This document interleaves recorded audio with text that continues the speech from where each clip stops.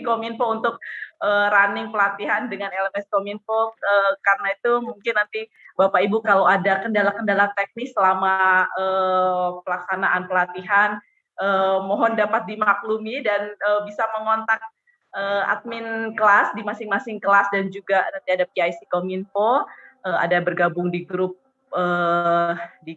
kelas ini, sehingga bisa dapat langsung terhandle kalau ada masalah teknis selama pelaksanaan pelatihan. Tapi kami dari penyelenggara berharap pelatihan ini bisa berjalan lancar, kami usahakan sebaik mungkin gitu. Dan Bapak Ibu mungkin sedikit informasi bahwa pelatihan ini cukup unik berada di program DTS, karena biasanya program DTS ini kami khususkan mayoritas itu untuk angkatan kerja muda gitu ya. Tapi ada pelatihan juga yang kami peruntukkan untuk kalangan tertentu di tematik akademi, termasuk yang skema ini dengan maksud untuk mempercepat penyediaan talenta digital bidang AI di seluruh sektor. Jadi ini kan para pesertanya di dosen semua jurusan ya. Harapan kami nanti Bapak Ibu setelah mengikuti pelatihan ini dapat berkontribusi mengajarkan AI ini ke anak didik masing-masing, baik nanti melalui pendidikan formal maupun melalui pelatihan-pelatihan.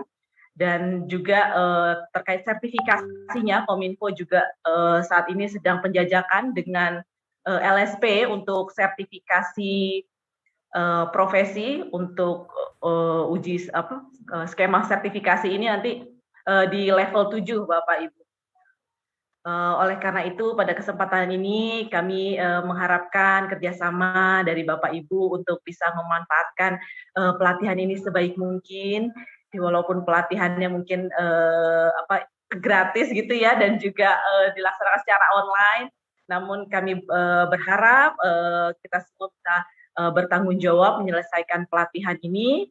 Nanti benefitnya mungkin ada yang secara langsung disediakan oleh Kominfo ya, Bapak Ibu yang nanti menyelesaikan pelatihan mungkin bisa akan disediakan pengganti pulsa gitu, walaupun tidak terlalu besar gitu, tapi ya lumayan lah ya bagi Bapak Ibu untuk 2 bulan ke depan.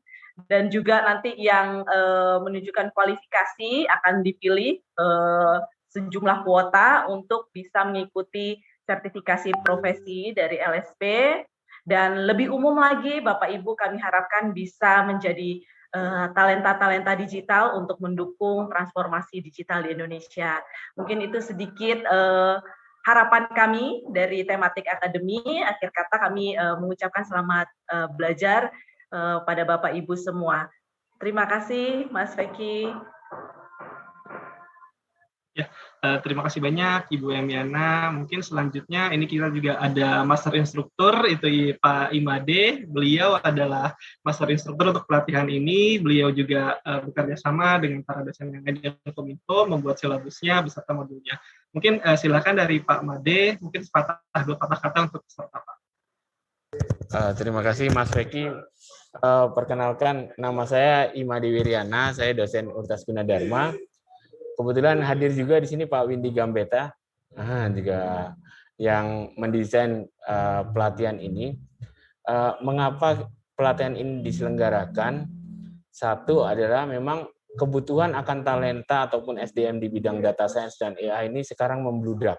Dari hasil, kebetulan saya di Pokja Talenta Strategi Nasional AI, sehingga terlihatlah bahwa dari Kementerian Keuangan, Bea Cukai itu membludak, dan itu artinya bukan hanya orang IT, non IT juga banyak membutuhkan, sehingga dibutuhkan kita bisa menyediakan SDM atau talenta digital bidang AI itu secara masif, dan itu tidak mungkin kalau para dosen juga tidak dibekali dengan pengetahuan tersebut. Mungkin ada beberapa dosen yang memang sudah bidang tersebut penelitiannya, bisa mengajarkan kepada mahasiswanya, tetapi yang bukan bidangnya kan akan bisa terakselerasi. Jadi kalau kita tahu di Dikti ada banyak beberapa program seperti micro credential certification dan lain sebagainya, ataupun juga pemagangan industri, rata-rata itu kan kepada mahasiswanya. Nah, bagaimana dosen agar bisa mendampingi mahasiswa tersebut? Sehingga perlulah adanya peningkatan kapasitas di bidang AI dan data science dengan menggunakan kerangka Digital Talent Scholarship ini. Dan sasarannya adalah para dosen yang diharapkan nantinya bisa mengisi kekosongan sebagai asesor kompetensi di lembaga sertifikasi profesi. Kenapa kita memilih lembaga sertifikasi profesi, bukan sertifikat yang lainnya? Karena itu memiliki kerangka hukum dan sifatnya bisa nasional.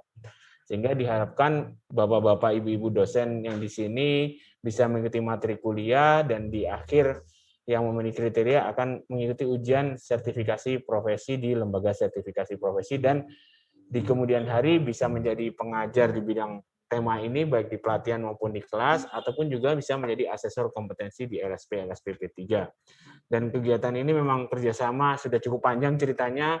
Jadi dari teman-teman Dikti dengan Artificial Intelligence Research Consortium membangun materi dan bekerjasama kemudian dengan Kominfo, kemudian dilaksanakan pelatihan ini. Ada 6 kampus yang terlibat sebagai anggota AI Research Consortium, UI, Universitas Gunadarma, ITB, TLU, UGM, dan ITS. Kita bersama-sama membuat materi ini, dan satu hal lagi, materi ini memang dibuat oleh Kominfo agar tersedia bebas untuk bapak-bapak dan ibu-ibu kalau nantinya ingin mengajarkan kepada para mahasiswa. Sehingga istilahnya kalau sekarang ada 1.000 dosen yang bisa mempelajari hal ini, diharapkan setelah dari kegiatan ini akan ada 1.000 kelas yang dapat diajari tentang hal ini, dan ini akan membuat jumlah talenta digital akan semakin besar dan akan memudahkan ketika kita akan mengadakan kapasitas building. Dan tentu saja karena ini pelaksanaan ini memang adalah pertama kali, dan kami berharap kerjasama semua pihak, ya, termasuk ya namanya kan ini bukan kita sama-sama dosen ya, mungkin yang mengajar itu hanya karena lebih tahu dulu lah gitu istilahnya, bukan lebih jago banget, tapi memang sudah membidangi masalah itu. Kita akan sifatnya adalah memberikan informasi yang kita ketahui dalam bentuk LMS, dan ada juga nanti ada live session-nya, kita bisa berdiskusi, kita bisa hands on, kemudian kita juga bisa mendiskusikan project-project, karena pada dasarnya ada satu project yang harus dikerjakan Bapak Ibu dalam kelompok 3 orang, dan project tersebut akan disajikan pada akhir pelaksanaan pelatihan. Jadi ada project yang menghabiskan waktu kurang lebih 2 bulan ya pelatihan ini, dan memang pelatihan ini dipilih Sabtu Minggu karena Bapak Ibu kan hari biasa sudah memiliki kegiatan di dalam perkuliahan. Akhir kata saya ucapkan terima kasih dan selamat ya, kita istilahnya kita sharing pengetahuan untuk saling meningkatkan kemampuan kita. Terima kasih Mas Edi. Baik, terima kasih banyak Pak Made atas sambutannya. Mungkin saya sedikit share screen.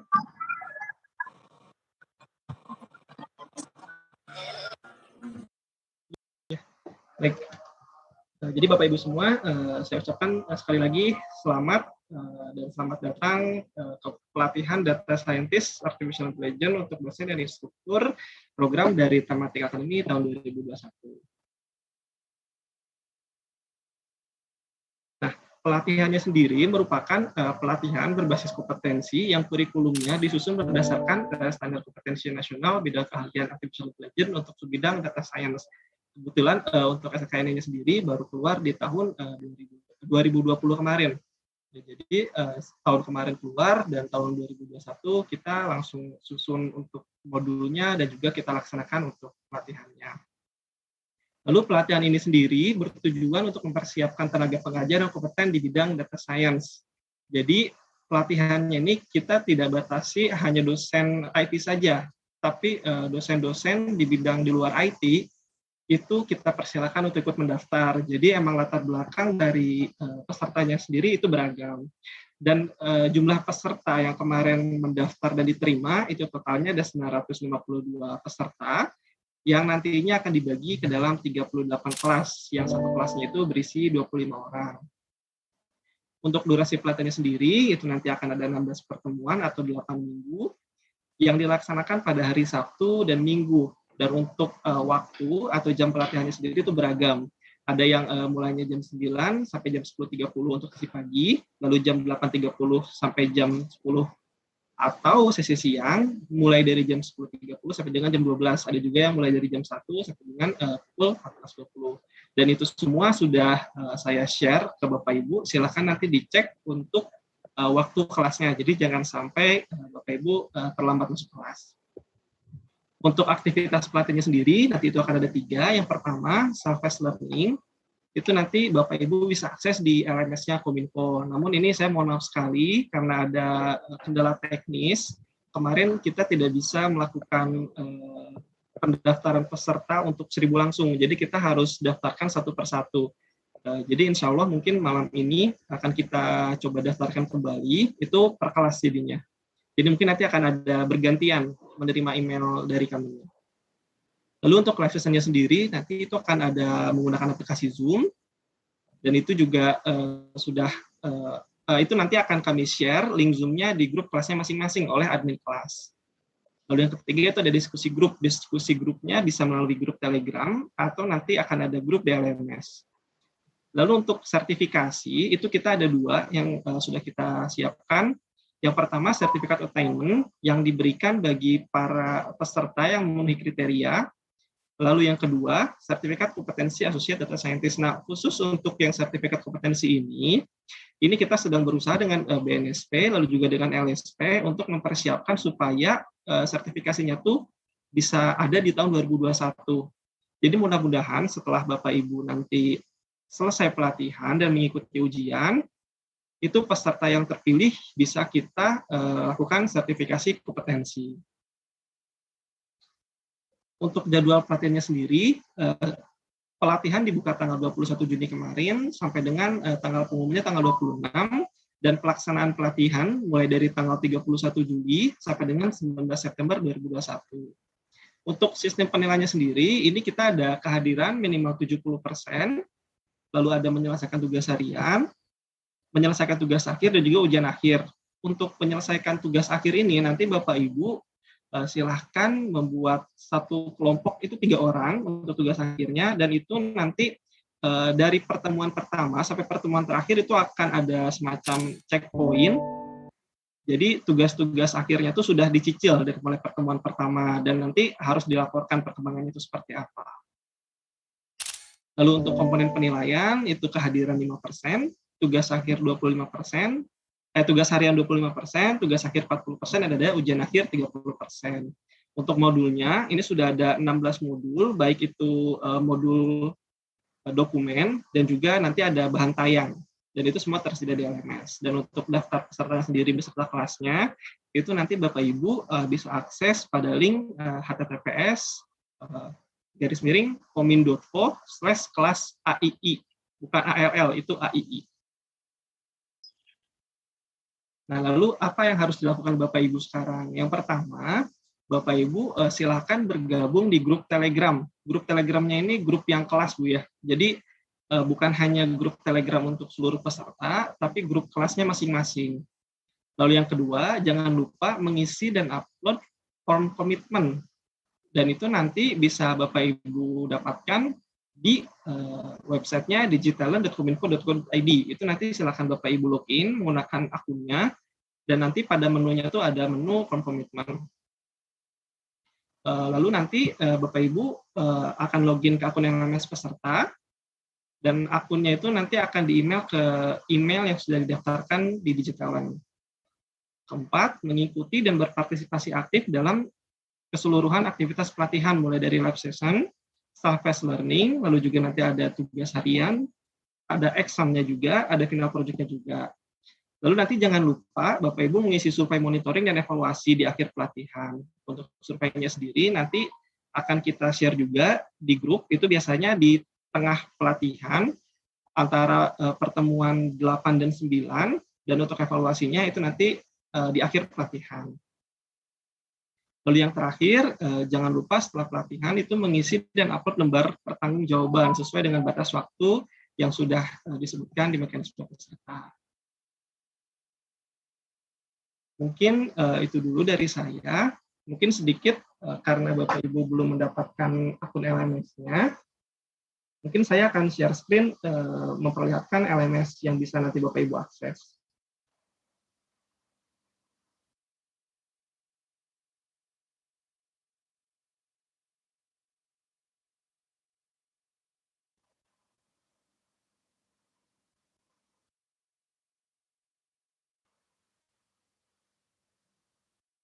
Ya, Jadi nanti Bapak Ibu bisa mengakses LMS Kominfo itu menggunakan link lms.kominfo.go.id, dan untuk akun loginnya nanti akan diberikan melalui email. Jadi saya sekali lagi mohon maaf, ini belum bisa diberikan karena ada kendala teknis di LMS-nya.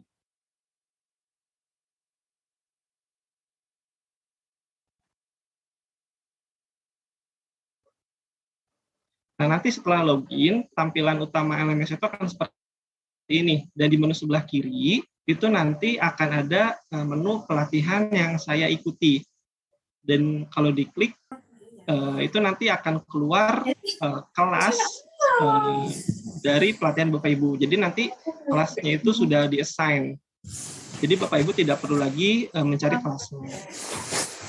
Silakan bisa diklik, dan nanti akan keluar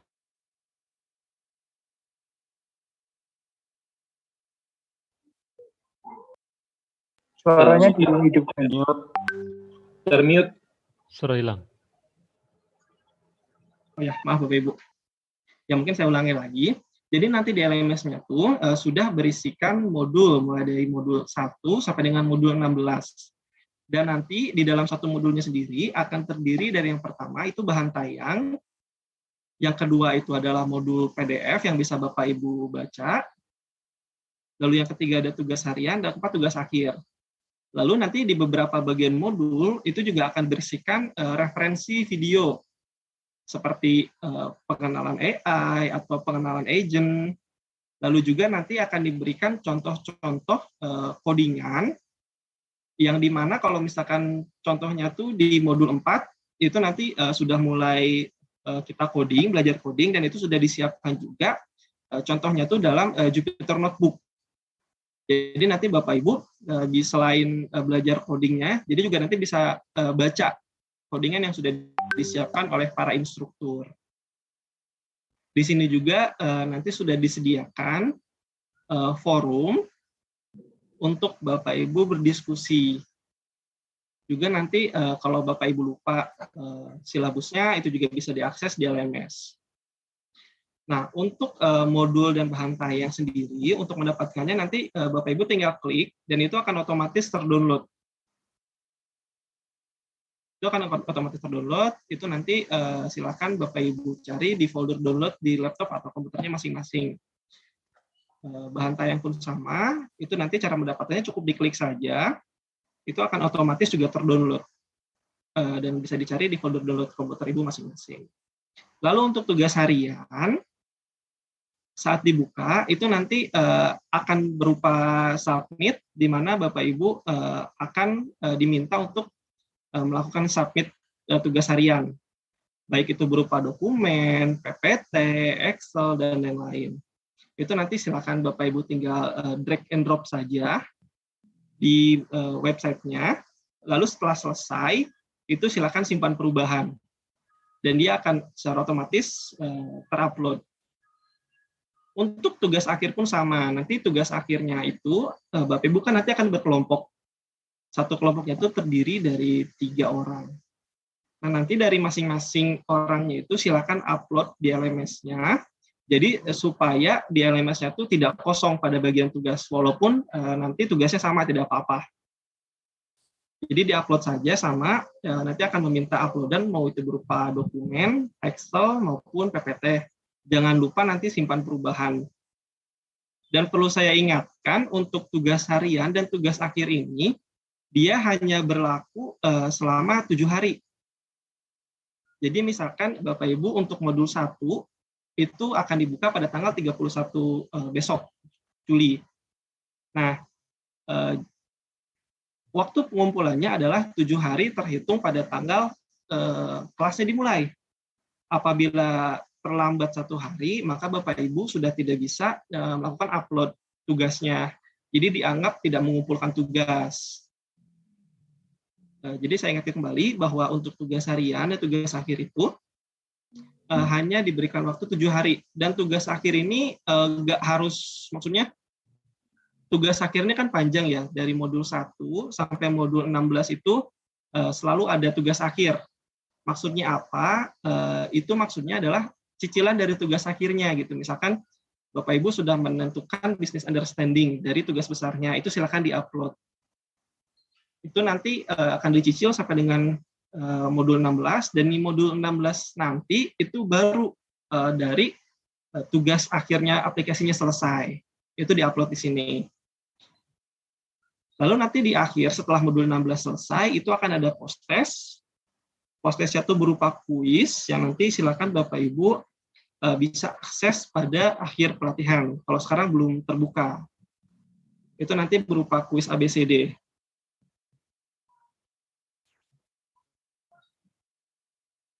Baik, mungkin dari LMS-nya segitu. Mungkin saya cukupkan juga untuk informasi dari saya. Mungkin kita supaya banyak waktunya untuk berdiskusi, silakan Bapak Ibu, mungkin ada yang ingin bertanya, silakan raise hand saja ya, biar kita berdiskusi secara langsung. Soalnya kalau di chat kayaknya banyak banget nih, ada 775 peserta. Jadi silakan raise hand, kita akan berdiskusi. Baik, mungkin dari Pak Ovan dulu ya, silakan Pak. Oke Pak, terima kasih. Izin bertanya, untuk pembagian kelompok di tugas akhirnya itu dari panitia kah yang akan membagikannya? Oh, tidak Pak, jadi untuk tugas akhir itu silakan peserta sendiri yang membuat. Jadi kan sudah ada grup di Telegram, itu silakan berdiskusi untuk membuat kelompok di situ.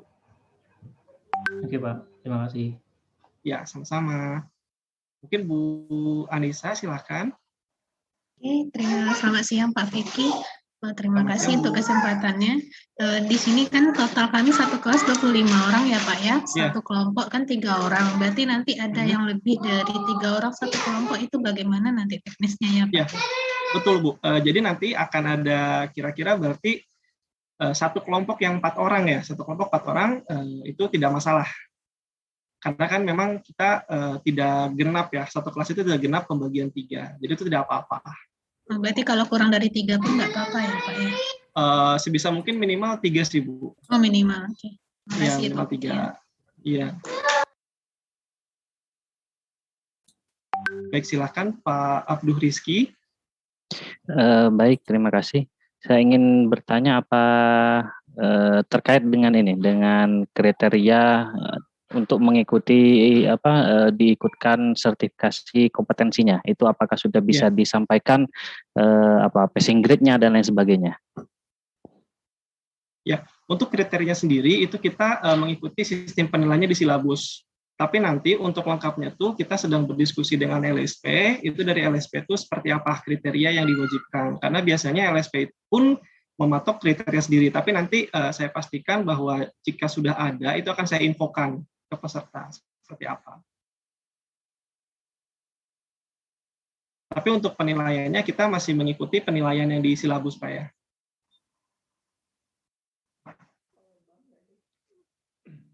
Pak, tolong tanya.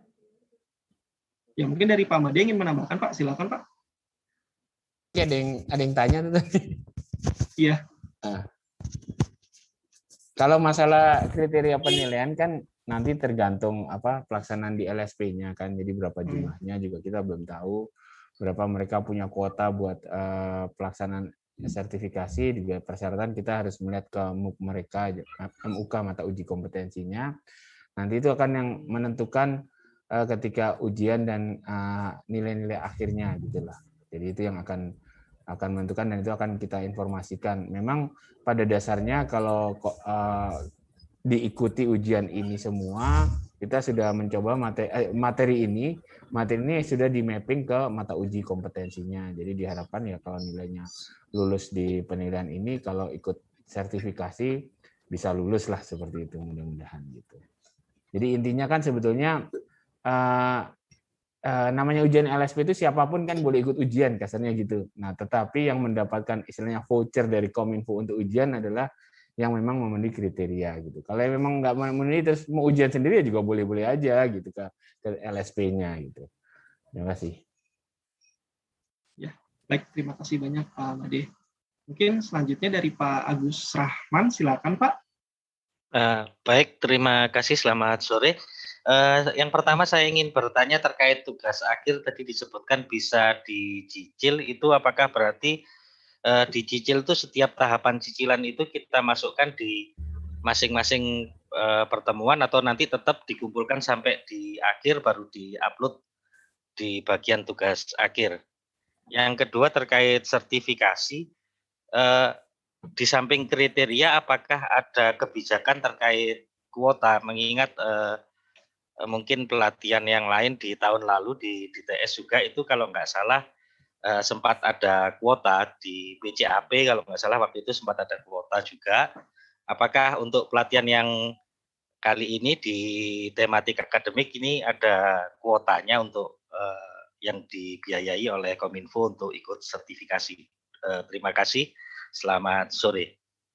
Ya, baik. Terima kasih Pak Agus. Mungkin saya akan jawab dulu dari pertanyaan nomor 1. Betul Pak. Jadi nanti dicicil misalkan pelatihan keempat itu business understanding, maka tugas besarnya tuh penambahan business understanding itu diupload di modul tersebut. Lalu misalkan selanjutnya itu pemodelan. Nah, maka pada saat pemodelan tugas akhirnya pun diupload juga. Jadi setiap perkembangan per modul itu diupload Pak di modulnya. Nah, lalu untuk masalah kuota, ini kuota kita tidak bisa menyebutkan sekarang Pak, karena kita pun sedang berusaha untuk nge-push LSP untuk membuka sertifikasinya. Jadi nanti akan dilihat dulu kemampuan dari LSP-nya itu berapa, karena ya kita fair-fair aja, kita nggak mungkin mensertifikasikan seluruh peserta. Bagi saya terima kasih. Oke. Halo, ya. Terima kasih bagi saya atas kerjasamanya ini teman-teman. Ya, mungkin Pak Windy silakan Pak. Pak Windy bocor mic-nya. Oke, saya sekarang ngomong kayak gini. Ini dua DTS ini. Oh iya. sorry Mas Windy. Ini tadi sekalian menjawab beberapa pertanyaan ini di chat. Jadi terkait dengan apa? Terkait dengan tugas. Tadi betul tugas itu ya minggu pertama misalkan ini ada pembentukan kelompok. Jadi minggu pertama nanti teman-teman memberikan masukan kelompok. Nah, kelompok itu 25. Itu satu kelas itu maksimum 8. Tadi Pak Feki bilang minimum 3 orang. Nanti ada yang 4 orang, 5 orang atau 10 orang enggak. Satu kelas per kelompok 3 orang, jadi 8 kali 3, 24, plus satu grup 4 orang. Kira-kira itu mungkin ya Mas Adi ya? Iya, maksud saya itu Pak, tadi Pak. Maksud saya itu ya. Kemudian ada pertanyaan juga, boleh nggak dengan kelas lain? Jangan, itu harus dalam satu kelas. Kenapa? Karena di dalam beberapa pertemuan nanti juga dibahas dalam diskusi. Jadi dalam diskusi, misalkan nanti ya tentang business understanding atau apa, nanti minggu depannya juga ada pembahasan hasilnya gitu sedikit dengan diskusi itu. Kalau kelasnya berbeda, repot nanti diskusinya. Nah, emang masalahnya adalah bahwa Pak, ini saya dalam satu instansi terpisah kelasnya. Nah, kalau bagi saya mungkin, nah itulah uniknya. Nah, itu yang serunya. Gimana kita mencoba kerjasama dari beberapa tempat yang berbeda-beda. Tapi kan ya kita semua dosen udah biasa lah itu. Ya, jadi satu kelas itu akan ada 8 kelompok, kemudian kelompok-kelompok itu hanya di dalam satu kelas. Nah nanti ada minggu pertama delivery-nya apa, minggu kedua delivery-nya apa dan seterusnya. Sebenarnya utamanya itu sampai akhir itu enggak sebelum akhir ya atau sampai terakhir itu Anda akan mengumpulkan sebenarnya satu Jupyter Notebook yang semakin lama semakin lengkap, gitu ya Pak Made ya. Jadi ketika di level pertama business understanding, ceritanya cuma bagian sebenarnya ngasih komentar di depan, kira-kira deskripsi permasalahannya apa. Minggu depan ketika kita ngomongin masalah data understanding, outputnya adalah perintah-perintah untuk ke permainan data, untuk statistik, untuk dan seterusnya. Jadi setiap saat dokumennya semakin lama semakin besar. Nah targetnya tadi sebelum kuliah Sabtu Minggu, Jumat, jadi berarti kan 1 minggu dari minggu kemarin ya, itu harus dikumpulkan, udah dikumpulkan. Jadi ada minggu pertama tanggal berapa ada yang harus dikirimkan deliverable-nya udah ada sih. Hanya kemarin saya lupa ngirim itu Mas Weki. Nanti saya kirim ke Mas Weki di sore ini. Udah ada deskripsinya.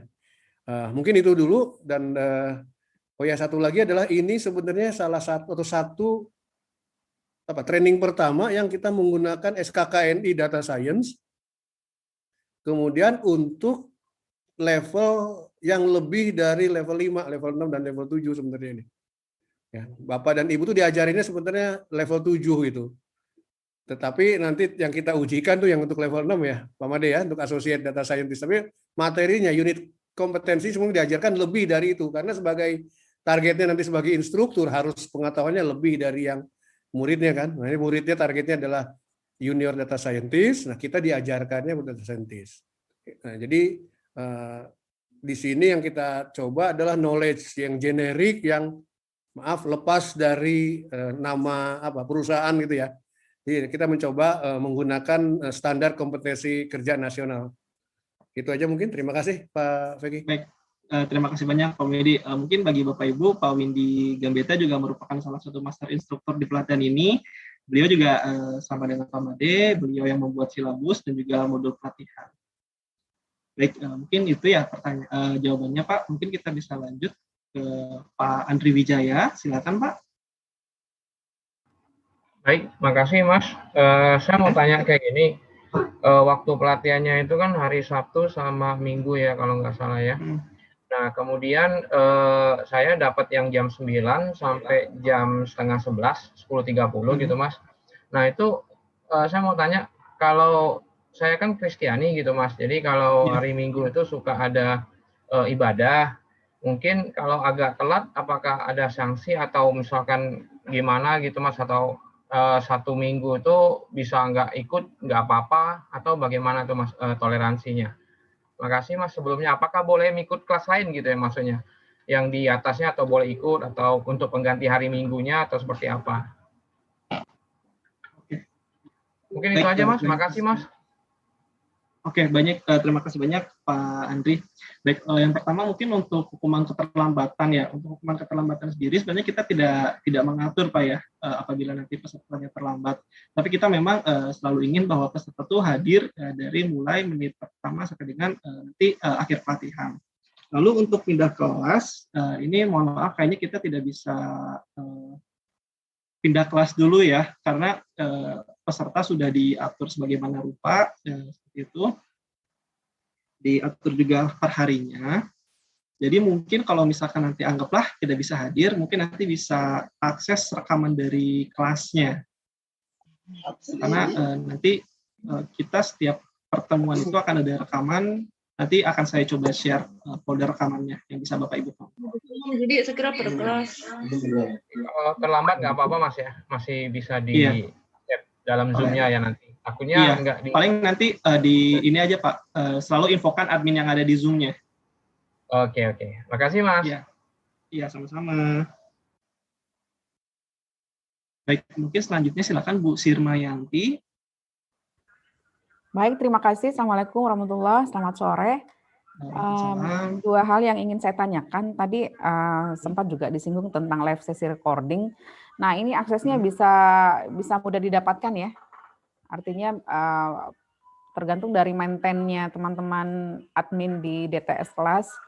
Jika misalnya kelas sudah selesai Sabtu Minggu, kemudian bisa di-share dan kami peserta juga mudah untuk mengaksesnya. Mudah-mudahan bisa dilaksanakan seperti itu sehingga seperti tadi ada kendala mungkin karena ketidakhadiran, tapi untuk mengulang materi dan kita bisa belajar secara mandiri dan itu bisa kita lakukan. Dan mudah-mudahan bisa terwujud ya live sesi itu, recordingnya maksud saya. Kemudian yang kedua, kebetulan saya juga sebagai pengajar tapi di skema lain dan tentunya saya juga sudah punya akses LMS. Apakah jika saya berperan sekarang sebagai peserta di skema yang ini, cukup menggunakan satu LMS atau akan dibuatkan lagi LMS lainnya? Terima kasih. Ya, baik, mungkin akan saya jawab yang untuk masalah recording. Jadi kemarin itu kita juga sempat mengadakan briefing ya untuk para asisten atau admin yang ada di kelasnya masing-masing. Jadi kita sudah mengarahkan untuk asisten dan admin apabila kelas sudah selesai itu seperti recordingnya itu bisa diupload di G Drive. Nah, jadi kita sudah menyiapkan akun G Drive kepada para admin. Dan itu insya Allah nanti setelah pelatihan, linknya itu akan kita share ke para peserta. Jadi peserta itu silakan nanti bisa menonton rekamannya kembali. Tapi mungkin hanya download dan tonton. Jadi nggak bisa utak-atik di foldernya. Gitu. Jadi itu akan kita batasi aksesnya. Lalu yang kedua untuk masalah LMS, ini kebetulan juga kemarin ada yang tanya ke saya apabila bagaimana kalau misalkan beliau ini adalah salah satu dosen atau instruktur di pelatihan lain yang sudah punya akun. Nah itu tidak apa-apa, tidak didaftarkan lagi. Jadi di LMS-nya itu nanti akan di-assign ke dalam kelas, tapi bukan lagi sebagai pengajar. Jadi di course-nya itu akan sebagai peserta. Tapi khusus untuk course-nya yang data science ya. Tapi untuk course-nya yang lain itu akan tetap sebagai pengajar, Bu. Jadi tidak perlu untuk upload lagi email, dan itu sudah saya coba, itu bisa. Baik. Mungkin itu. Mungkin kita lanjut, silakan dari Pak Burhan. Ya, terima kasih untuk kesempatannya. Pertanyaan saya sederhana. Kalau dari pengalaman, kan tadi minimum 3 orang per grup ya. Kadang-kadang kalau nanti ada 1 atau 2 orang yang leave, jadi grupnya tinggal 2 orang, bahkan mungkin tinggal 1 orang, itu kira-kira apakah masih bisa oke? Ya itu aja, terima kasih. Oke, baik. Itu emang jadi salah satu ini ya, tantangan sendiri kalau misalkan kita kerja kelompok dalam suatu proyek. Apakah kalau misalkan nanti 1 atau 2 pesertanya itu hilang atau memutuskan mengundurkan diri? Mungkin kalau dari pengalaman saya itu ya mau tidak mau ya dilanjutkan dengan sisa peserta yang ada di situ. Oke, thank you. Iya, baik. Mungkin dari Pak Made mungkin agak sedikit menambahkan nih, mungkin dari Pak Made, silakan Pak. Ya, memang itulah resiko ya. Artinya kalau 3 orang hilang 1, 2 gitu. Yang apes kalau 3 orang hilang 2, jadi harus sendirian gitu.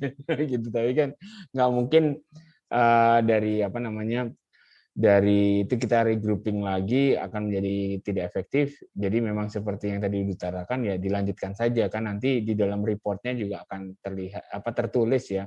Kan kita namanya ini kan reportnya bukan report, ini kan lebih kepada report project sebetulnya. Artinya kan di situ akan tertulis apakah memang dilakukan pekerjaan dengan sendirian atau 2 atau 3 kan akan terlihat lah gitu. Jadi dan tetap kalau kita akan regrouping ya kan akan menjadi sulit lagi pembagian pekerjaan dan pembagian tema. Jadi memang mau tidak mau ya kalau ada yang orang Jawa bilang merotoli ya harus jalan terus gitu. Yang apes ya kalau dari 3 hilang 2, jadi harus sendirian jalan terus gitu. Nah, terima kasih Wahyu. Baik, mungkin dari Pak Windy silakan Pak, mungkin ada sedikit tambahan juga dari Bapak. Oke. Ya emang kenapa kita ambil 3, karena kalau terlalu banyak juga nanti kan yang kerja cuma sedikit itu. 3 tuh dianggap 2 orang bekerja sama, satunya pengganggunya gitu ya. Jadi bertiga. Memang mudah-mudahan tidak ada yang mengundurkan diri, ataupun kalau maksimum bisa 1 lah, bisa berdua masih bisa. Tapi yang paling jelek emang sendiri, dan menurut saya juga sendiri nggak masalah sebenarnya, masih bisa dilakukan. Jadi kenapa? Karena juga emang dalam kenyataannya sering data scientist kerjanya sendirian itu. Walaupun seharusnya diharapkan dalam satu tim. Kenapa? Supaya dapetin view yang berbeda dari satu permasalahan. Itu aja mungkin. Terima kasih Pak Feki. Oke. Pak Feki di chat banyak pertanyaan loh Pak sebelum ke teman-teman. Iya. Mungkin kita habisin dulu yang resennya ini Pak, baru nanti kita coba satu-satu chatnya. Oke. Baik, mungkin dari Pak Jaka Fitra ya. Silakan. Ya, terima kasih Mas Feki. Pak Feki ya, Pak Feki. Terima kasih. Assalamualaikum. Mas aja. Kayaknya paling muda di sini kayaknya. Sama, saya juga masih muda ini. Masih muda Pak. Saya sudah muda Pak, tinggal tua Pak. Wah, gitu ya Pak. Iya. Oke, assalamualaikum warahmatullahi wabarakatuh. Terima kasih Pak Feki, Pak Made, Pak Windy. Terima kasih atas kesempatannya di sini. Saya cuma mau tanya satu Pak. Kayaknya tadi udah diborong sama kawan-kawan yang sebelumnya. Saya mau tanya satu. Ini tentang ujiannya. Ini kan di LMS juga ujiannya. Itu bisa disetting hanya 1 kali atau bisa beberapa kali Pak? Itu aja sih pertanyaannya. Makasih Mas Feki, Pak Made, Pak Windy. Assalamualaikum warahmatullahi wabarakatuh. Ya, baik. Waalaikumsalam warahmatullahi wabarakatuh. Baik, sebenarnya untuk disetting apakah peserta nanti bisa beberapa kali ambil tes ataupun hanya sekali, itu sebenarnya kita belum, kalau dari saya belum setting apakah bisa beberapa kali atau sekali. Itu nanti mungkin akan kita diskusikan setelah kita diskusi oleh pihak dengan pihak LSP selaku yang nanti akan sertifikasi. Karena nilai ujian tersebut akan kita setorkan ke LSP untuk LSP yang biar tahu juga nih bahwa peserta yang akan ikut sertifikasi itu seperti apa. Kayak gitu. Mungkin nanti informasi apakah bisa ambil beberapa kali atau hanya sekali itu nanti akan diinfokan lewat grup. Baik, terima kasih Mas. Ya, baik, terima kasih. Baik, mungkin selanjutnya silakan Ibu Nur Faiza Baik, terima kasih waktunya. Tadi sudah beberapa catatan saya sudah terjawab dari teknis grup, kemudian ada rekaman dari itu ya, pelatihan jika kita tertinggal. Ini agak mundur terkait dengan form komitmen partisipasi, Pak. Di situ tertulis ada isian tema pelatihan dan mitra pelatihan. Nah, itu kita isinya apa ya, Pak? Isiannya apa di situ? Untuk mitra pelatihannya itu Kominfo, Bu. Karena kita yang menyelenggarakannya langsung. Jadi kita tidak ada mitra yang menyelenggara. Berbeda dengan misalkan di FSGA, di PROA yang ada mitra seperti Cisco dan lain-lain. Kita enggak, kita Kominfo. Jadi kita sendiri. Satu lagi untuk bentuk ujian akhirnya itu apakah nanti akan sama dengan yang ditujukan untuk sertifikasi atau beda? Sertifikasi sendiri setelah selesai kegiatan ini kemudian nanti ada sesi untuk sertifikasi atau seperti apa? Terima kasih. Untuk ujiannya sendiri sebenarnya kita akan ambil dari materi-materi yang Bapak Ibu nanti pelajari selama proses pelatihan. Nah, jadi itu nanti akan kita sesuaikan dengan yang sudah dipelajari. Dan tadi kan saya sudah katakan Bu ya, hasil dari ujiannya itu akan disebarkan ke LSP. Jadi LSP-nya itu tahu bahwa Bapak Ibu nanti belajar apa saja. Supaya mereka pun nanti bisa menyesuaikan atau bisa tahu pelatihan kita tuh seperti apa sih isiannya gitu. Itu Bu. Jadi tidak sesuai dengan LSP-nya, tapi sesuai dengan materi yang sudah dipelajari. Karena kan untuk sertifikasinya sendiri, untuk Associate Data Scientist ini kita lagi nge-push LSP-nya nih supaya ada sertifikasinya di tahun ini. Jadi kita berjalan secara paralel. Pelatihannya kita berjalan, sertifikasinya kita siapkan. Seperti itu, Bu. Ini juga ada tambahan dari Pak Made kali ya terkait sertifikasi biar peserta juga mungkin ujian di sini asumsinya gini. Jadi ujian di akhir pelatihan ini anggaplah sebagai mock up ujian sertifikasi. Kenapa kita sebut mock up? Karena materinya kita berpatokan pada SKKNI yang sama. Tapi tentu saja tidak sama dengan ujian sertifikasi karena kita juga nggak tahu MUK-nya LSP itu rahasianya mereka lah gitu. Nah, tetapi kita menyusun ujian akhir sesuai dengan kerangka kompetensi yang ada di SKKNI, dan ujian akhir itulah yang kita sebut biasanya istilahnya mock up ujian sertifikasi. Seakan-akan seperti ujian sertifikasi. Nanti setelah itu yang memenuhi kriteria lulus mock up dan lain sebagainya, itulah yang mendapatkan istilahnya voucher untuk uji sertifikasi di LSP. Dan itu adalah hal yang terpisah lagi ujian LSP-nya. Karena LSP mock-up-nya kan MUK-nya mata uji kompetensinya mungkin mereka ada minta ujian praktek, tertulis segala macam itu adanya di LSP. Tapi kita harapkan karena LSP itu menyusun uji kompetensinya mengikuti SKKNI yang sama, maka ujian akhir dari pelatihan ini ya kita sebut sebagai mock-up ya mudah-mudahan tidak jauh lah dengan apa yang akan diujikan di LSP gitu. Jadi itu bedanya ujian akhir di sini sehingga kita mengeluarkan kan 2 sertifikat ya Mas Feki, mungkin tolong dikoreksi saya. Yang satu ada Certificate of Attainment hanya mengikutkan pelatihan dan sudah mengikuti kompetensi sesuai dengan yang dilatih. Kedua nanti adalah yang di LSP, sertifikat LSP-nya gitu. Itu dalam masalah ya, betul, Pak. Ujiannya beda. Terima kasih. Baik, betul Pak. Itu nanti kita akan 2 sertifikat. Yang pertama attainment, lalu yang kedua sertifikat kompetensi. Mungkin terakhir ya dari Ibu Marisa, silakan Ibu. Ya, terima kasih. Saya ingin bertanya untuk yang tugas akhir, kalau di sini kan untuk saya lihat di mekanisme itu yang terakhir itu peserta mampu melakukan deployment model menjadi sistem yang dapat dioperasikan, begitu. Nah, ini maksudnya adalah membuat web atau membuat suatu program yang bisa dioperasikan gitu, karena kan mungkin ini background-nya beda-beda juga ya. Jadi untuk tiap kelompok kasihan juga kalau misalnya ada yang tidak bisa membuat web gitu, mungkin karena saya juga nggak tahu ya, belum tahu seperti apa sebaran pesertanya, tapi yang saya tahu memang background-nya banyak gitu. Nah, kira-kira bisa diberitahu gitu seperti apa untuk gambaran tugas akhir gitu, supaya kita bisa menentukan kelompok yang memang ya bisa, jadi semuanya kelompok ada yang ahlinya gitu setidaknya. Gitu. Terima kasih. Baik, terima kasih Bu pertanyaannya. Mungkin ini saya akan jawab dulu. Mungkin nanti Pak Windy atau Pak Made koreksi ya jawaban saya apabila ada yang keliru. Untuk deployment web sendiri, itu nanti betul di terakhir itu Bapak Ibu akan melakukan deployment aplikasi berbasis web. Nah, itu nanti di modulnya sendiri akan diajarkan bagaimana caranya mendeployment aplikasi tersebut. Dan di modulnya sendiri nanti akan dijelaskan juga potongan-potongan kode atau source code yang Bapak Ibu bisa gunakan.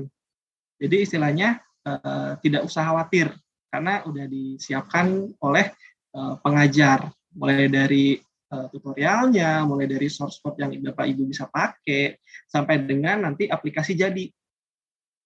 Seperti itu. Mungkin dari Pak Windy menambahkan, silakan Pak. Boleh Mas Feki. Memang biasanya Bu, kalau pelatihan data science atau AI itu berakhir dengan adanya suatu pengetahuan atau model yang terbaik yang kita bisa peroleh dari data. Nah, tapi kalau dari life cycle-nya ini lengkapnya data science sebenarnya nggak berakhir di situ. Ada langkah kegiatan terakhir yaitu deployment, bahkan harusnya ada perawatan, tapi kita latihannya sampai deployment. Nah memang deployment dalam kenyataannya nanti kerjasama dengan teman-teman software engineer, ya programmer dan sebagainya. Tetapi sebagai seorang data scientist, Ibu dan Bapak harus tahu itu. Jadi artinya kita mengembangkan model yang terbaik dengan berbagai macam algoritma machine learning yang ada, misalkan model itu adalah misalkan untuk memprediksi harga saham, misalkan. Nah itu harus jadi aplikasi kan, supaya ketahuan oh jadinya seperti apa. Tentu aplikasi yang baik kan ada UI UX yang baik, tapi kalau di sini bukan itu utamanya. Yang penting jadi aplikasi bisa dicobakan, nanti aplikasinya dikasih masukan, kita ngetikin, oh dapat dia bisa membuat prediksi dan sebagainya. Jadi di modul terakhir nanti ada kira-kira ya template-template mungkin ya yang bisa dipergunakan seperti itu. Jadi bagaimana model di save, boleh di load, kemudian kira-kira untuk mengubah JavaScript-nya sedikit di apa dan sebagainya. Kita menggunakan kalau nggak salah Heroku platform supaya mudah. Jadi seperti itu. Jadi nggak usah takut sebenarnya. Ya takutnya sedikit aja takutnya lah, cemas-cemas gitu lah ya. Tapi karena supaya tahu ini alur lengkapnya seperti itu sampai deploy. Karena emang kalau pelatihan data science jarang sekali yang akan sampai deployment. Kebanyakan cuma sampai bikin model. Nah sebenarnya secara standar SKKNI itu nggak lengkap. Nah ini menurut saya ini salah satu pelatihan yang lengkap. Jadi nggak usah takut, pasti dia akan diajarkan dan kita punya waktu sebenarnya 1 minggu setelah pelajaran terakhir ya Mas ya, harus mengumpulkannya ya. 1 minggu. Itu Pak, jadi dikasih waktu 1 minggu lagi setelah pelajaran terakhir. Minggu ke-8 ya, pertemuan 15-16 itu adalah deployment yang ke-16-nya. Kemudian Ibu dan Bapak punya waktu 1 minggu untuk mengirimkan web sederhana yang sudah bisa diuji cobakan. Kira-kira seperti itu. Terima kasih Pak. Iya, baik. Mungkin sedikit nih Pak ya, ini pertanyaan lanjutan Pak, saya bacain di chatnya. Untuk terkait proyek akhir yang dikerjakan untuk permasalahannya itu, apakah diangkat dari kelompoknya atau ditentukan oleh instrukturnya Pak? Mungkin langsung biar nyambung. Oke, tadi sebenarnya di bawahnya udah saya jawab itu bebas dari peserta. Jadi gini peserta. Jadi ketika di awal kita ingin, ini pelatihannya gini, ketika di awal kita akan memikirkan ide ya yang akan kita kerjakan setiap minggu sampai akhirnya jadi webnya. Jadi targetnya bukan hanya hasil akhirnya ada web yang jadi, tetapi yang kita nilai ada perkembangannya. Jadi misalkan diajarkan minggu minggu kedua itu diajarkan metodologi. Jadi di metodologi itu bahwa data science berawal dengan ide masalah yang kita selesaikan. Nah, di situ nanti yang harus dikumpulkan adalah idenya apa. Nah, minggu depan kemudian ngomongin masalah datanya. Nah, dari ide itu kemudian dicari datanya, berkembang terus sampai akhir. Jadi targetnya bukan jadi di ujungnya, oh Pak saya selesai kok di minggu ke-8 ke-9 jadi aplikasi, bukan itu. Tapi ada penilaian per minggu untuk setiap modulnya. Jadi ketika kita ngomongin statistiknya, nah itu ada penilaian tentang itu. Ketika kita ngomongin visualisasinya, ada ngomongin visualisasinya. Ketika kita ngomongin modeling, kita ada modelingnya. Nah terakhir adalah setelah jadi. Jadi setelah jadi itu cuma satu nilai komponen dari tugas besarnya itu. Idenya dari mana? Ya itu berembuk 3 orang itu. Silakan mencari ini sesuai dengan waktunya nih cuma 2 bulan kira-kira gitulah. Nah, biasanya dosen tuh udah tahu lah kira-kira yang lebih besar ini. Gitu. Dan diharapkan kalau bisa datanya real. Jadi apa? Kita nggak hanya ngambil dari satu tempat repositori, udah ada jalan-jalan, bukan itu yang kita inginkan. Kita mencoba dari masalahnya mungkin masalah spesifik, bisa di universitas, bisa di mana aja. Kira-kira gitu mungkin. Oh ya, satu lagi tadi ada sekalian ya Mas jawab ya. Ketika deploy itu apakah pakai Django atau sebagainya? Kalau nggak salah kita, saya lupa. Pakai apa ya Mas Pak Made? Ingat nggak? Heroku, kemudian ada kita pakai Heroku, Pak. Kenapa? Kita pakai Heroku. Pakai Heroku, ya? Pak. Iya. Pakai Heroku. Ya, kita pakai Heroku. Baik. Ini mungkin pakai platform lain ya. Lanjutan lagi pertanyaannya, Pak. Masalah data yang digunakannya, Pak. Apa boleh menggunakan dataset yang sudah ada atau gimana nih, Pak? Nah, itu sebenarnya yang kita inginkan data yang belum ada gitu ya. Artinya belum ada itu bukan dataset yang udah. Jadi karena gini, kalau kita pakai dataset, kebanyakan kan dataset itu satu masalahnya juga udah jelas. Yang kedua adalah kualitasnya biasanya udah hasil perubahan dan segala macam gitu. Sementara di dalam metodologi yang akan kita pelajari itu ada proses-prosesnya. Jadi biarkan aja data itu data mentah misalkan, kemudian nanti kita perbaiki apanya, kita lakukan dan sebagainya. Nah, mungkin nanti emang kita juga pernah ngobrol berkali-kali ya Mas Feki ya Pak Made, ini gimana kalau nggak bisa dapetin data? Ya, mungkin sekarang karena Ibu dan Bapak tahu bahkan ada permasalahan seperti ini, nah mungkin bisa cari-cari lah datanya, misalnya apa di sekitar kelompok kerja. Dulu kita targetnya sebenarnya di tempat kerja ya, atau mungkin kalau dosen kan pernah banyak proyek apa gitu ya, tahu tentang data apa yang bisa dipergunakan silakan. Jadi sebenarnya kami tidak mau Anda ambil data dari misalkan apa repositorinya, sesuatu yang udah ada tinggal pakai, bukan itu yang kita inginkan. Ya, Pak Made mungkin bisa nambahkan.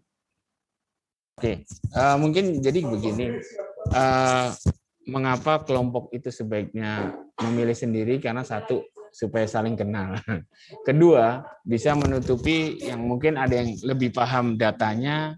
Gini kan, mungkin ada bapak-bapak, ibu-ibu yang punya data, tapi tidak paham bikin aplikasi webnya. Mungkin temannya ada memahami aplikasi web, tidak punya data. Ada juga yang memahami mengolah datanya. Jadi mengapa memilih kelompok itu kita serahkan karena supaya bisa berkombinasi, dan dalam kenyataannya kan mengerjakan project data science juga pasti kombinasi lah, nggak mungkin sendirian. Nah, kedua, mengapa kita sebaiknya menggunakan real data yang kita miliki? Karena sebetulnya challenge-nya itu kalau kita pakai dataset jadi itu ya bukan tinggal ya, kita hanya memilih algoritma, kita nggak pernah tahu pekerjaan-pekerjaan kasar melelahkan yang sebelumnya sampai data itu jadi bersih. Nah, ini istilahnya itu adalah bagian dari pengalaman ataupun dari project ini, itu adalah bagiannya. Termasuk yaitu saya punya data yang sepertinya sepele. Itu paling gampang lah. Saya punya data sepertinya sepele. Kita bisa olah nggak menjadi sesuatu. Nah, ini kan sebenarnya tantangan dalam data science selalu seperti itu. Jadi kalau kita pakai dataset sudah jadi kan apa ya namanya? Penambahan pengetahuan juga akan terbatas karena kayak data cleansing, ngecek data itu agak kurang lah. Jadi saran saya ya lihatlah data-data yang ada di sekitar kita, dan itulah yang dijadikan project. Sesimpel apapun ketika ada suatu project baru terhadap data baru itu kan menjadikan kontribusi yang besar, dan kita memang platformnya pakai Heroku. Heroku ada beberapa bahasa yang bisa disupport untuk masalah webnya, dan kan kalau web sekarang modelnya pakai framework jadi akan lebih mudah dalam mengembangkan, dan memang fokusnya kan di aplikasi web yang untuk pengolahan data, bukan di aplikasi interaksi. Maaf, Pak Made, ke mute suaranya.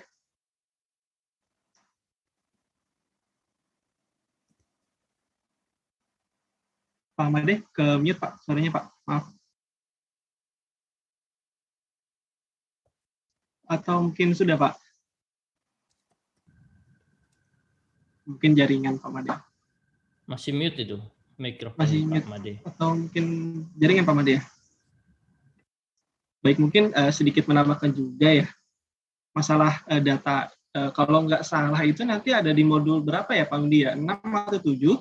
Itu juga nanti kita akan beritahu web tempat-tempat Bapak Ibu ini nyari datanya Pak ya, seperti satu data Indonesia, lalu juga ada satu data provinsi gitu Pak ya kalau nggak salah. Betul. Jadi mungkin kalau kita punya data di organisasi kita bisa lebih bagus. Tapi memang masalah tadi Pak, kalau datanya jumlahnya sedikit, fiturnya sedikit. Nah Nah, kita juga pengen dari open data. Jadi seperti satu data, ada beberapa di Indonesia misalkan di luar.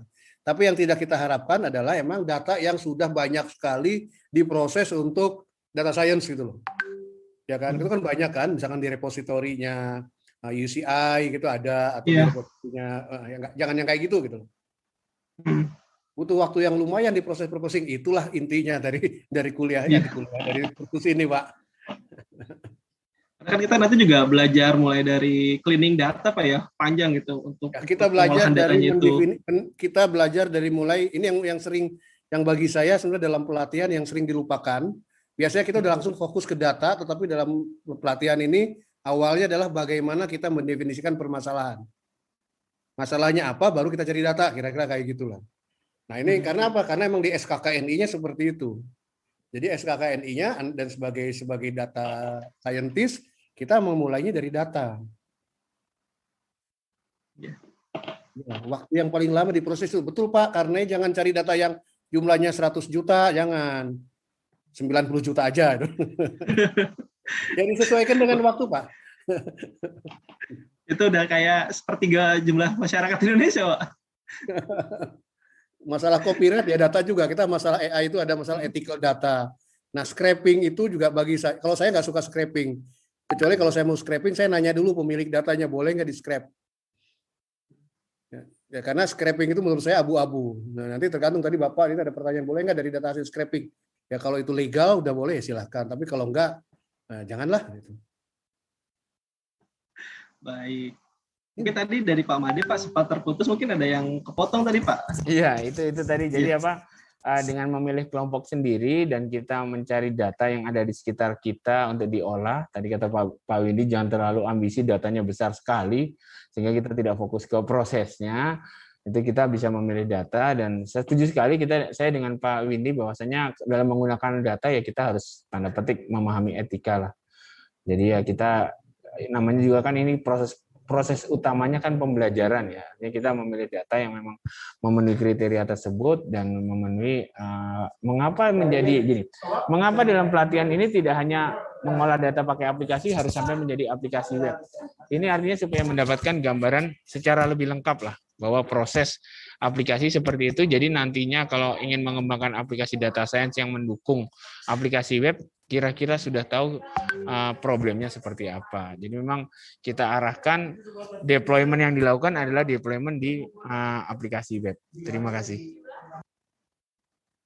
Oke. Baik, terima kasih banyak Pak. Ini mungkin 3 pertanyaan terakhir ya, mungkin dari Pak Jaka Fitra lagi, silakan Pak.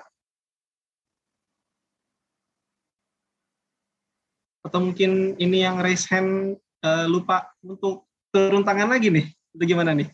Sepertinya lupa itu, bertanya lagi Pak Eki. Oh, ada yang bertanya lagi ternyata. Silakan Pak Ovan.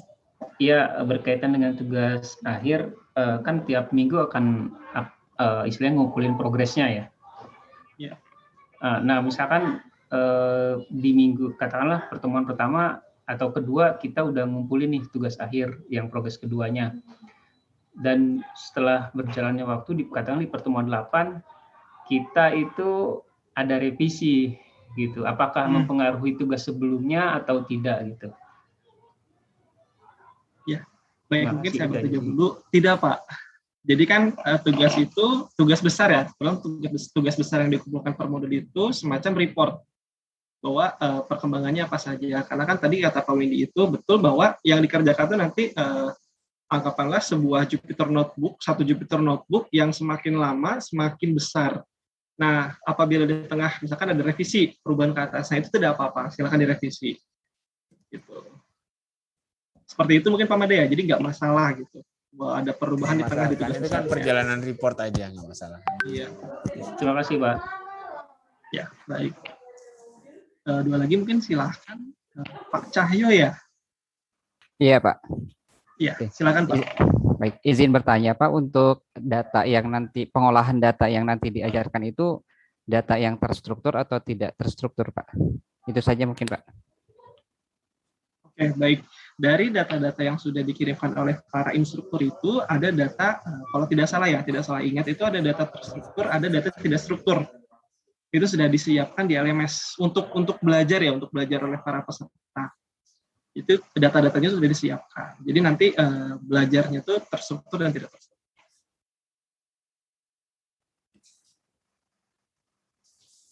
Mungkin satu lagi, Pak Jaka Fitra. Silakan Pak, terakhir atau tidak ada? Bukan saya kayaknya.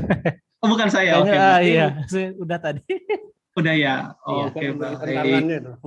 Iya, nggak pegel Pak, nggak nurunin tangan soalnya. Oh gitu ya. Ini ada pertanyaan menarik yang apakah data yang digunakan boleh berkaitan dengan data medis? Ya, kalau data medis itu kan ethical clearance-nya panjang ya, jadi ya boleh saja selama semuanya dipenuhi gitu. Cuma saya nggak yakin semudah itu untuk memenuhi data ethical clearance dari data medis. Gitu. Tapi mungkin sedikit tanya juga nih Pak ya. Berarti kan nanti data-data yang digunakan oleh para peserta itu istilahnya harus tidak boleh istilahnya mengganggu privasi orang lain Pak ya. Karena kan tadi kan kalau medis itu kan terikat dengan data pribadinya orang lain Pak ya. Mungkin boleh saya tambahkan ya Mas Feki ya. Silakan Pak Windy. Sebenarnya kalau kita bekerja dalam mengerjakan proyek benernya, sebenarnya kan data science itu kan ada kerjasama antara orang-orang IT, orang-orang AI, data scientist, dan juga orang-orang domain. Nah, emang karena di sini kita kelompok orang yang 3 orang itu kan orang-orang AI lah anggapnya, data scientist semua. Ya, kita nggak punya domain. Nah, tolong ketika kita mencari data, ambil data yang kita mengerti arti dari datanya. Nah, kalau misalkan data scientist, nah itu gimana? Selain aturan ya, tapi nanti kalau ada apa, ini bisa masuk akal nggak sih knowledge-nya atau modelnya?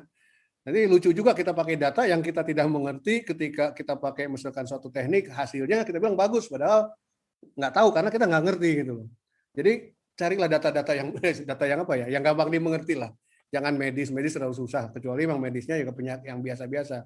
Dan tadi datanya ethical, kita pikirkan, kemudian tadi privacy juga kita pikirkan, dan beberapa hal yang lain. Tadi terus ini ada yang bantu jawab nih Pak, katanya data medis ada yang sensitif, ada yang tidak Pak. Mungkin sah-sah saja jika sesuai prosedur karena ada aturan tersendiri Pak. Mungkin itu ada yang bantu jawab. Kalau aturan dari etikanya bisa aja Pak, tapi pertanyaan saya adalah, maksudnya ada suatu kolom yang artinya di antara bertiga itu nggak ada ngerti itu angka apa gitu, nanti susah interpretasinya gitu. Kalau medisnya, tapi itu tuh silakan aja sebenarnya. Kalau selama mengerti dia tahu boleh gitu, selama boleh, dia tahu, kemudian ethical clearance, kemudian privacy data terpenuhi, ya boleh-boleh aja. Cuma itu adalah PR tersendiri lah gitu ya. Karena saya kemudian data medis juga nangani. Sebagai contoh, saya bukan kedokteran gitu. Tadinya saya pikir yang orang namanya darah tinggi itu bisa disembuhkan, ternyata tidak ada istilah darah tinggi disembuhkan gitu. Jadi darah tinggi itu sekali sakit terus, hanya dia ditangani atau tidak. Itu kan masalah berapa jumlah orang sembuh darah tinggi itu nggak ada, yang ada berapa orang ditangani darah tinggi. Nah, ini artinya istilah seperti itulah yang harus kita pahami dalam domainnya. Dan itu tadi masalah clearance itu memang clearance data itu memang data medis itu kan mereka berbeda ya, antara medical record sama health record, itu dua hal yang berbeda, dan setiap data itu juga punya tingkat privacy yang berbeda. Jadi selama kita bisa memastikan hal itu kita penuhi, ya boleh-boleh saja gitu. Tapi itu PR tersendiri bagi setiap data lah, artinya bukan hanya data medis ya, data asuransi juga begitu, data keuangan kan ada kriteria masing-masing. Jadi kita harus hati-hati, dan kita harus ketika memilih proyek ini perihal-perihal non teknis seperti itu juga harus clear lah gitu. Terima kasih. Ini emang agak beda ya kelas ini ya Pak Feki ya. Dosen. Karena training yang lain nih. Luar biasa tantangannya nih Pak, trainingnya ini Pak. Baca pertanyaan ini stres saya. Ini jenis datanya ada yang minta suara dan citra itu. Nanti takutnya nih yang ngajar yang diajar kayaknya.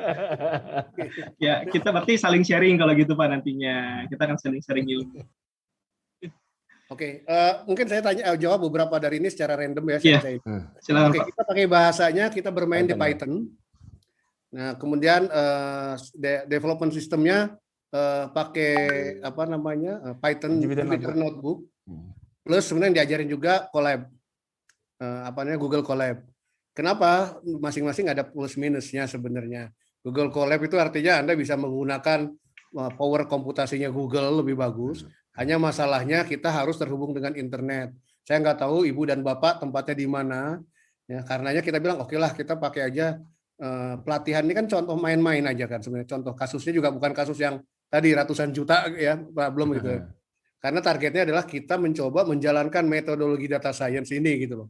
Jadi jumlah data nggak usah terlalu banyak. Nah pertanyaannya mungkin banyak itu berapa tergantung permasalahannya. Bisa 1000 itu banyak, bisa 1 juta baru sebut banyak tergantung permasalahannya. Jadi nggak bisa satu case dan sebagainya, ini justifikasi kita aja. Kemudian dari data yang udah kita kumpulkan, mulainya bukan dari data tadi dari masalah. Nah masalahnya apa yang akan kita selesaikan? Oh misalkan masalahnya tadi game boleh nggak? Boleh aja Pak. Saya pernah membuat data science dari game. Jadi kita punya data dari game developer yang kita hitung, yang mereka butuhkan adalah perkiraan berapa lama sebelum orang buang itu game. Targetnya apa? Kalau kita tahu prediksi perkiraan itu, berarti kita harus mengupdate game sebelum waktu perkiraannya. Jadi ternyata misalkan waktu perkiraannya orang pakai game online kita cuma 2 minggu, berarti hari ke-11 kita udah deliver lagi update-nya, sehingga orang mencoba dan seperti itu. Jadi apapun sebenarnya boleh, yang penting tadi legal, kalau bisa kita yang mengerti datanya. Kenapa? Karena nggak ada domain expert disediakan. Ya, kecuali kalau Bapak tadi medis, Bapak kayak Pak Made, saya ngerti ya silakan aja dipergunakan. Jadi semua punya data pro player games boleh apapun. Ini gitu susahnya ya dosen ke dosen itu kayak gini. Baik, terima kasih banyak. Mungkin kemudian satu lagi nanti tadi pakai deployment-nya banyak data mining, rapid miner dan sebagainya tidak diajarkan di sini. Kita programming pakai Python menggunakan Jupyter Notebook ininya, kemudian dengan library Python. Library-nya beberapanya pakai Pandas, NumPy, kemudian Matplotlib, kemudian pakai apa lagi tuh ya untuk Seaborn ya. Seaborn. Ya, kemudian algoritma pembelajarannya kita pakai sklearn, ya, scikit-learn. Kemudian untuk ANN-nya pakai apa sih? Pakai Keras ya kita ya, kalau nggak salah. Keras Pak, pakai Keras Pak. Cuman itu aja. Yang lain banyak sekali Pak. Ini sebagai contoh aja yang kita pergunakan yang umum. Ya, jadi kita emang deployment karena target deployment programming targetnya. Nah, nanti mungkin untuk kelas lain kita bisa buka non programming AI itu silakanlah kita pakai rapid miner ya, tinggal klik-klik dan sebagainya. Tapi untuk seperti ini. Nah, algoritmanya apa? Kita akan ajarkan banyak algoritma karena mungkin ada ratusan algoritma kita kami kelompokkan ya. Nah, yang kita ajarkan cuma beberapa algoritma utama. Tapi dalam referensi ya untuk ibu dan bapak yang punya energi banyak, silakan eksplorasi algoritma yang lain. Karena kan prinsipnya di data science atau di AI tidak ada algoritma yang tepat untuk 1001 penyakit lah gitu. Ada yang cocok untuk ini. Nah, kita belajar beberapa algoritma kelompoknya TRI, kelompok SVM, kelompoknya statistik yang lain dan seterusnya. Kira-kira kayak gitu. Karena kalau semuanya diajarin ini berapa SKS? Kalah sama Bangkit kalah kayaknya. Ya Pak Made. Kayaknya setahun penuh Pak kalau diajarin semua Pak. Jadi mungkin saya memberikan background tentang pemilihan platform di ceritanya. Jadi ya waktu penyusunan kurikulum tentu saja kita beragam sudah pernah pakai lah. Dari bahasa ada yang menyarankan R, ada Python, ada macam-macam. Akhirnya kita sepakat common denominator. Mana yang paling mungkin akan banyak dipakai gitu kan. Akhirnya jatuhlah ke Python. Begitu juga dengan library-library yang kita pilih, walaupun namanya Python kan banyak sekali library bisa dipakai, kita pilih memang adalah library-library yang menjadi dasar dan yang paling banyak dipakai. Nah kemudian sampai kenapa nggak pakai Google Colab saja online?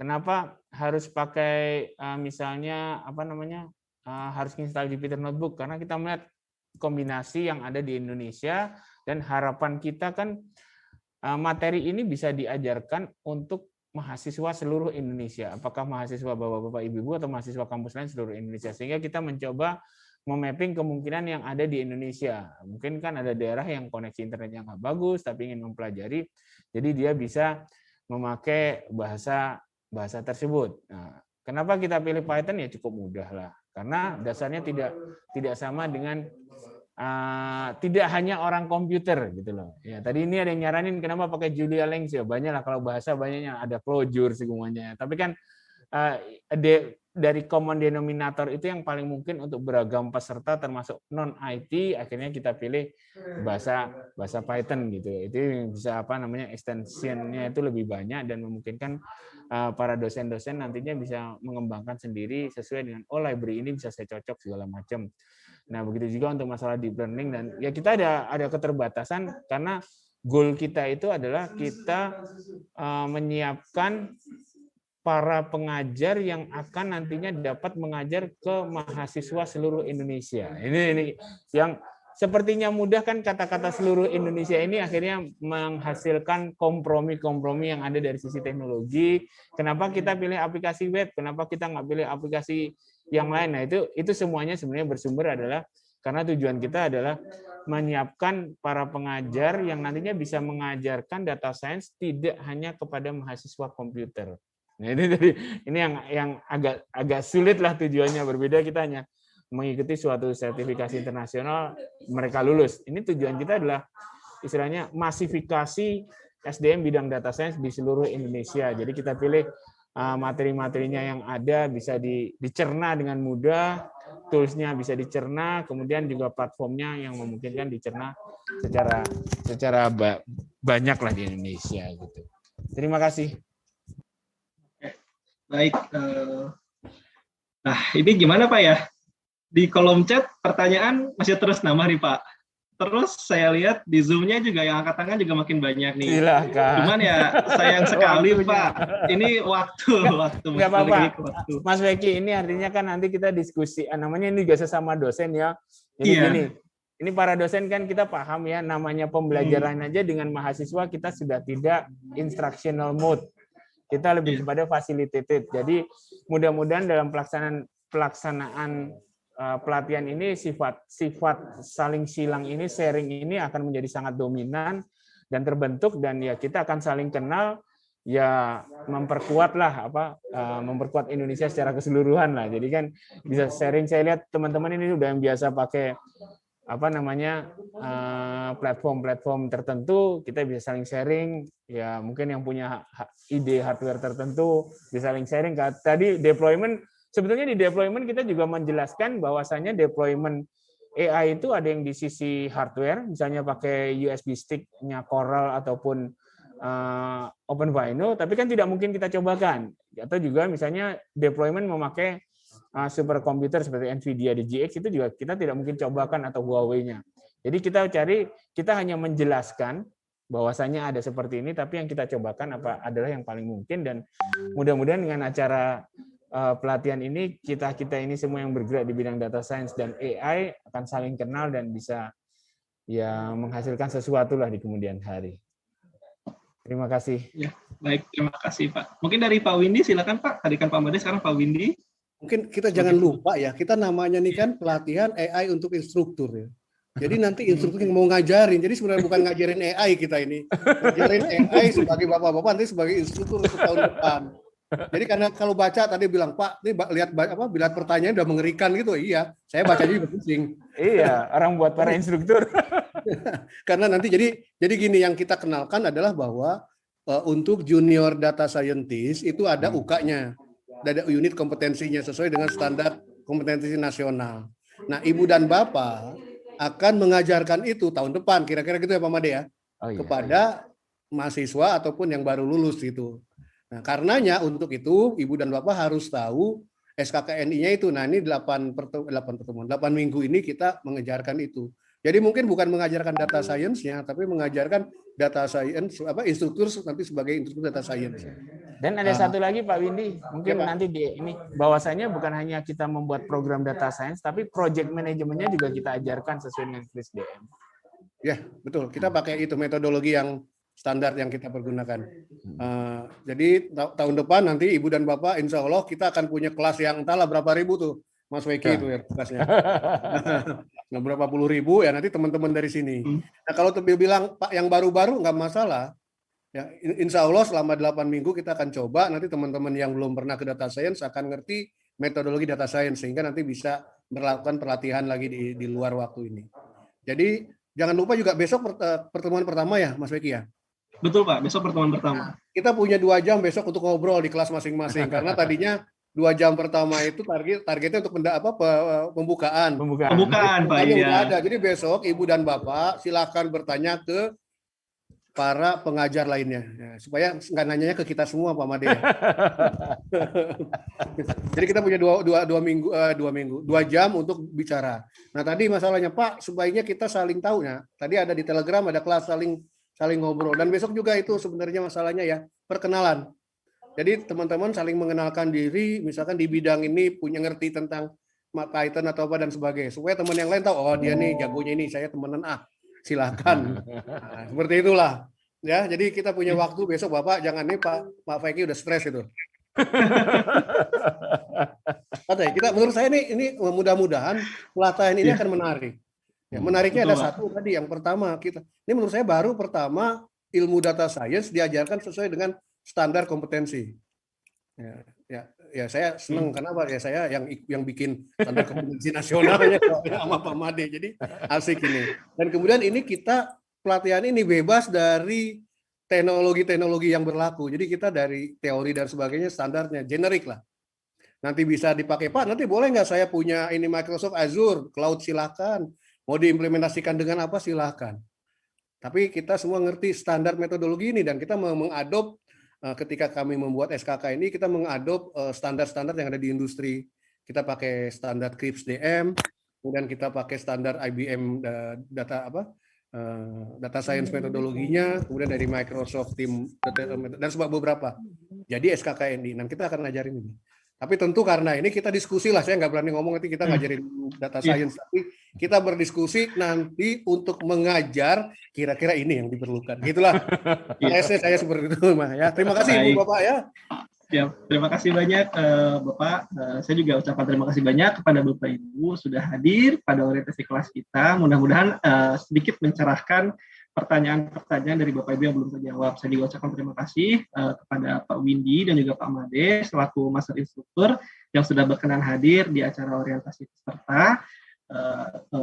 Penutup, mungkin saya ucapkan selamat belajar kepada Bapak Ibu karena besok sudah mulai kelas pertama. Nanti kita akan panjang nih, kita akan ada 16 pertemuan. Semoga setiap pertemuannya nanti itu bermanfaat bagi Bapak Ibu semua. Baik, mungkin saya tutup dengan ucapan wassalamualaikum warahmatullahi wabarakatuh. Terima kasih banyak Bapak Ibu. Pak Wendy, Waalaikumsalam warahmatullahi wabarakatuh. Terima kasih. Terima kasih Pak Wendy. Terima kasih Pak Feki. Sehat semuanya. Terima kasih semuanya. Terima kasih. Pak Made. Tim live ya. Recording stop. Pak Made.